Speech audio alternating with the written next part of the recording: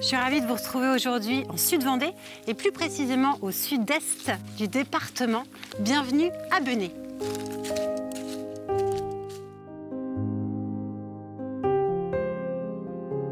Occupé depuis fort longtemps, le territoire de Benay s'organise principalement à la période médiévale autour d'une église dédiée à Sainte-Eulalie.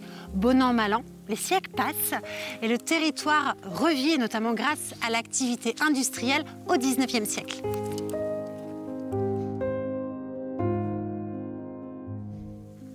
Partons vite maintenant retrouver Jean-Marie pour découvrir un trésor caché, à savoir le site des fours à chaux de Benay.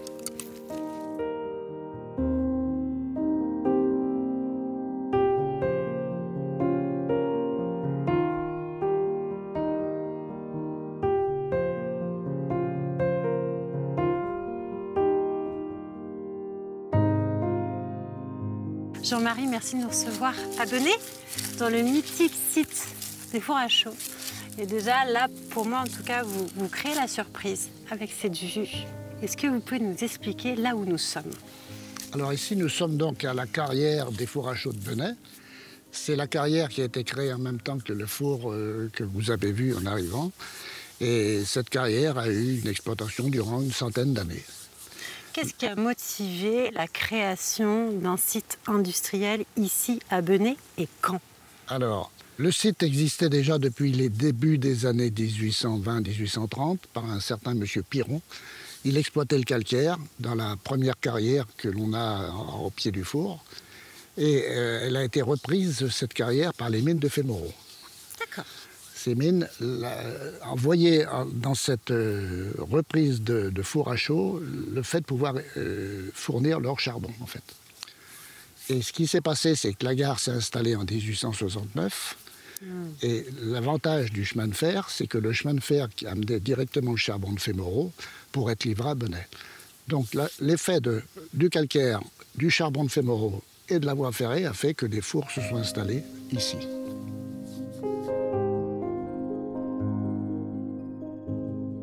Comme quoi, Jean-Marie, tout est lié, des gares, une gare en tout cas, des sites industriels. Là, on est au 19e siècle, nos campagnes se métamorphosent.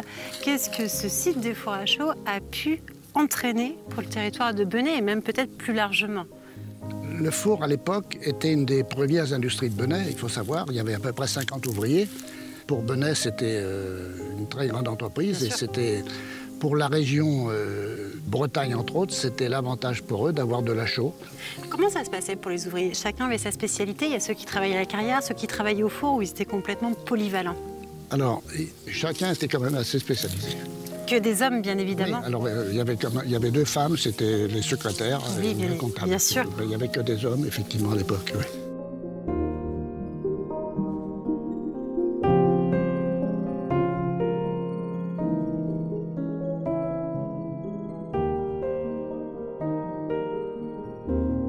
Et Jean-Marie, expliquez-moi, comment ça se passait justement l'extraction de ces pierres?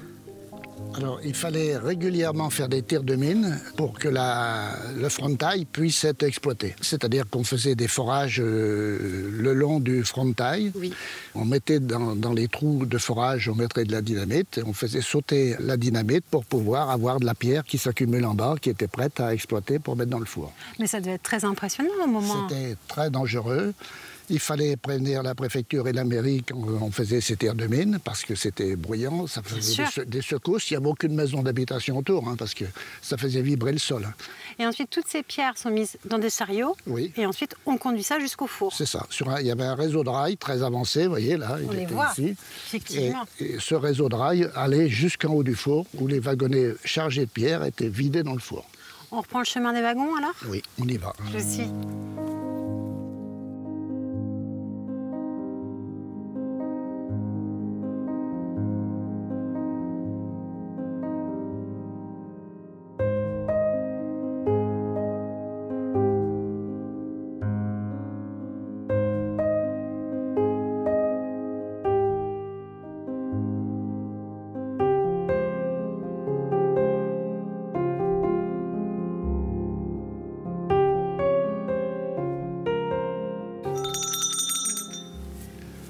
Donc c'est ici qu'arrivaient les wagons chargés de pierre.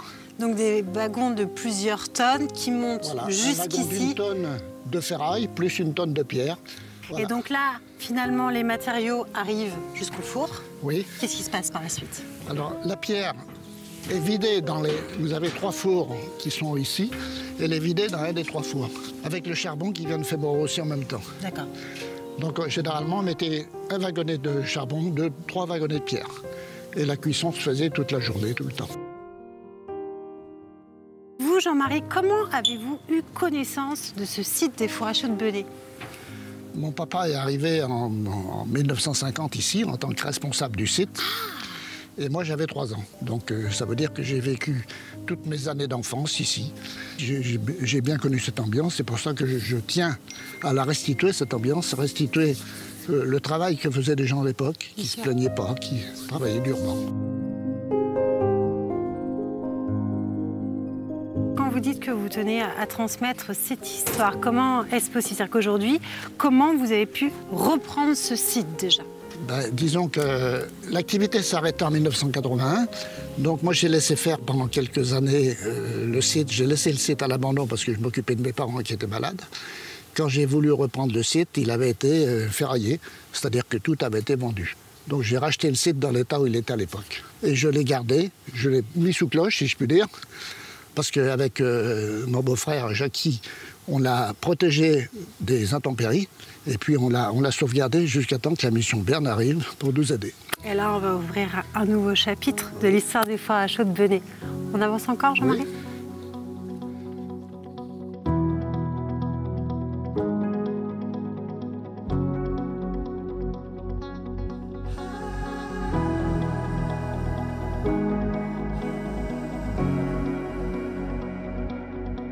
C'est la partie qui était active du temps que le charbon de Fémoro était livré à Benay, parce que l'introduction du charbon se faisait par ces petites portes. D'accord.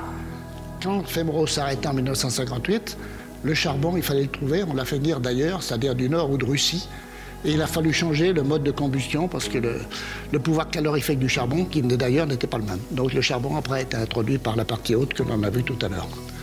Donc cette partie a été abandonnée à partir de 1958. Et plus rien dedans après? Plus rien dedans après. Et même à l'intérieur, l'architecture du bâtiment est géniale.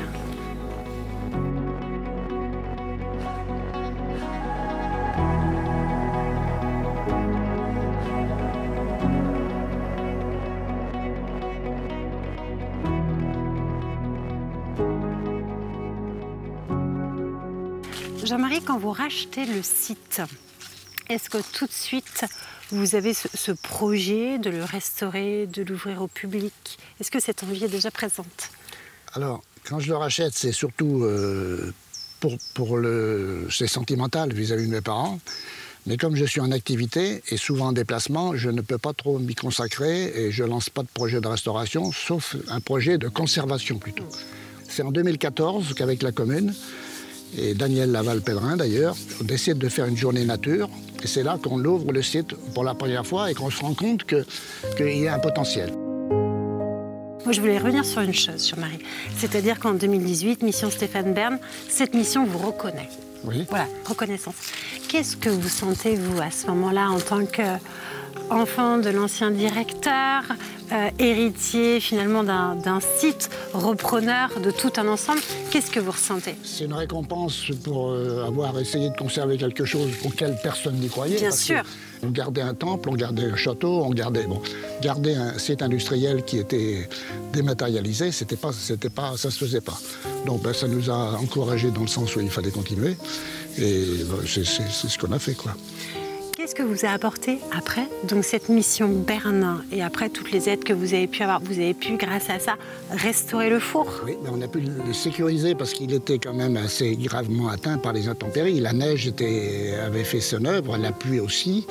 Les murs étaient fissurés, il fallait quand même le consolider dans sa structure pour pas qu'il s'écroule. Bien sûr. Donc c'est ce qui a été fait. Maintenant, on essaie de continuer cette partie par la rénovation, si je puis dire.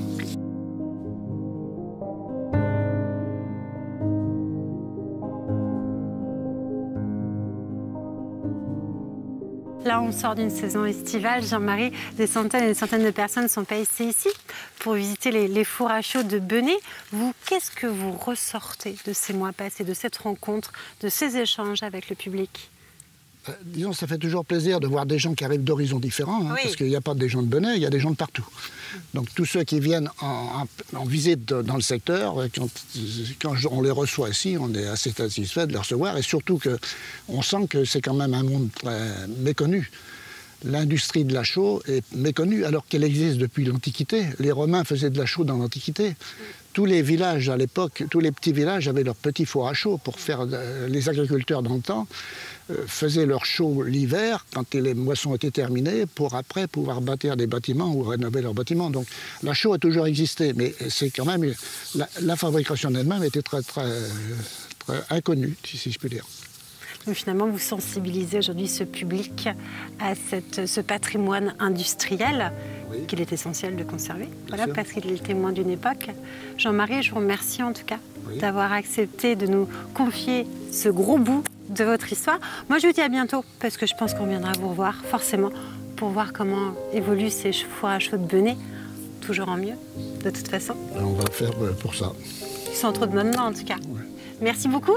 Je vous remercie aussi d'être venu. Au revoir.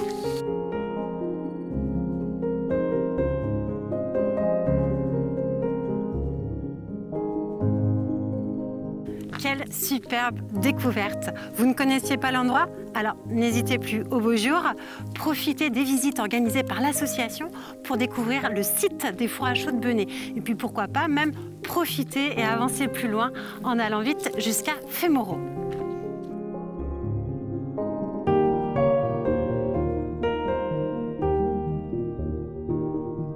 Vous souhaitez revoir ce numéro, alors rendez-vous sur le site internet de la chaîne tvvendée.fr. Et si jamais vous avez un trésor caché à nous faire découvrir, eh bien n'hésitez pas non plus à écrire à l'adresse inscrite en bas de votre écran. Et sinon, eh bien, je vous souhaite une bonne journée et je vous donne rendez-vous prochainement pour un nouveau numéro de Trésor caché.